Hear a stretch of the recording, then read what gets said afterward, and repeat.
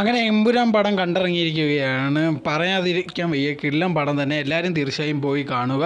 ഇതിലെ കാസ്റ്റിംഗ് ആയിക്കോട്ടെ, അതോടെ തന്നെ ആക്ടിങ് ആയിക്കോട്ടെ, സീൻസ് ആയിക്കോട്ടെ, എല്ലാം കിടിലൻ തന്നെയാണ്. ഇപ്പോൾ എടുത്തു പറയാനാണെങ്കിൽ ഒരുപാട് വേറെ കാര്യങ്ങൾ പറയാനുണ്ട്, പക്ഷെ അങ്ങനെ പറഞ്ഞു കഴിഞ്ഞാൽ സ്പോയിലറായി പോയും.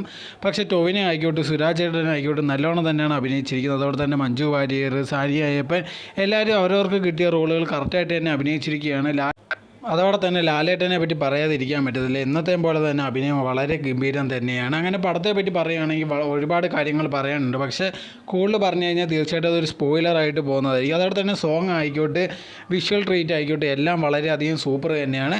പക്ഷേ ചില സമയങ്ങളുണ്ട്, ചില സീനൊക്കെ എന്തിനാണെന്ന് നമുക്ക് തോന്നും. ഇങ്ങനത്തുള്ള സ്ലോ മോഷൻ ആയിക്കോട്ടെ, അല്ലെങ്കിൽ കുറച്ച് സീൻ എന്തിനാ എക്സ്ട്രാ എന്നൊക്കെ നമുക്ക് തോന്നും. പക്ഷേ എന്നാലും കുഴപ്പമില്ല. നിങ്ങൾ ഭയങ്കര ഓവർ എക്സ്പെക്റ്റേഷൻ വെച്ചിട്ടൊന്നും പോകാൻ നിൽക്കരുത്. നിങ്ങൾ ആദ്യമേ ലൂസിഫർ കണ്ടിട്ടുള്ളവരായിരിക്കണം പോയി കാണുക. എന്നാലേ അത് കണ്ട് മനസ്സിലാക്കിയിട്ട് അടുത്ത ഭാഗത്തിലേക്ക് കയറുമ്പോൾ നിങ്ങൾക്ക് അതിൽ നിന്ന് ആ കഥയിൽ നിന്ന് എന്തുവേണം പറയുന്നത് നിങ്ങൾക്ക് മനസ്സിലാവത്തോളും. നല്ല അതേ കണക്ക് തന്നെ നല്ല കഥ, അതോടെ തന്നെ എല്ലാ വിഷ്വൽ ട്രീറ്റും കറക്റ്റായിട്ട് തന്നെ ഉണ്ട്. ചില സമയങ്ങളിൽ നമുക്ക് ആ പടം കാണുമ്പോൾ തന്നെ തോന്നിയത് യഥാർത്ഥത്തിൽ മലയാള സിനിമയാണെന്നും തന്നെ അങ്ങനത്തെ ഒരു കൊറിയോഗ്രാഫിങ് അല്ലെങ്കിൽ എടുത്തേക്കുന്ന വിധം എന്ന് പറയുന്നത് അങ്ങനെ വളരെ സൂപ്പറായിട്ടുള്ള രീതിയിൽ തന്നെയാണ് ചെയ്തിരിക്കുന്നത്.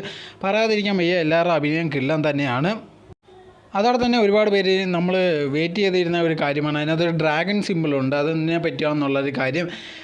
അതിനെപ്പറ്റി ഭയങ്കരമായിട്ടൊന്നും സൂചിപ്പിച്ചില്ലെങ്കിൽ കുറച്ചുള്ള രീതിയിൽ അതിനെ സൂചിപ്പിച്ചിട്ടുണ്ട്. അതോടെ തന്നെ ബാക്കി ഒരു അടുത്ത പാർട്ടിനെ പറ്റിയും അതിനകത്ത് പറയുന്നുണ്ട്. എൻഡ് ക്രെഡിറ്റിലാണ് അടുത്തൊരു പാർട്ടിനെ പറ്റിയും അതിനകത്ത് കൊടുത്തിട്ടുണ്ട്.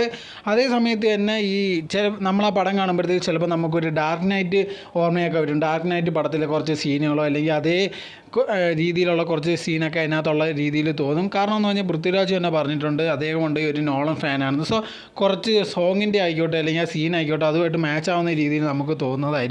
പക്ഷെ കിടിലൻ തന്നെയാണ്. അതോടെ തന്നെ അതിനെപ്പറ്റി ഒരുപാട് മേലുള്ള ഒരുപാട് അണ്ടർ സൊസൈറ്റിയിലുള്ള ആൾക്കാരെ പറ്റി സംസാരിക്കും. അവരാണ് ഈ ലോകത്തെ കൺട്രോൾ ചെയ്യുന്നത്, അവരെങ്ങനെയാണ് ഈ ലോകത്തിനെ കൺട്രോൾ ചെയ്യുന്നത്, അല്ലെങ്കിൽ ഒരു വർഷം അവർ പറയുന്ന പ്ലാൻ അനുസരിച്ചാണ് ഈ ലോകം മുഴുവനും പോയിക്കൊണ്ടിരിക്കുന്നത്. അങ്ങനത്തെ കുറച്ച് കാര്യങ്ങളും ഇതിനകത്ത് പറയുന്നുണ്ട്. തീർച്ചയായിട്ടും പറയും ലൂസിഫറിൻ്റെ ആ ഭാഗം കഴിഞ്ഞ് അടുത്ത് നമ്മൾ ഇത് കാണുമ്പോഴത്തേക്ക് തീർച്ചയായിട്ടും അതിൻ്റെ ഒരു ബാക്കി ഭാഗം പോലെയാണ് ഇത് കാണുന്നത്. സോ തീർച്ചയായിട്ടും നിങ്ങൾ ആദ്യ ഭാഗം കണ്ടിട്ടുള്ളവരായിരിക്കണം, എന്നാലേ രണ്ടാമത്തെ ഭാഗം നിങ്ങൾക്ക് കൂടെ കുറച്ചും കൂടെ കണക്ട് ചെയ്യാൻ പറ്റും.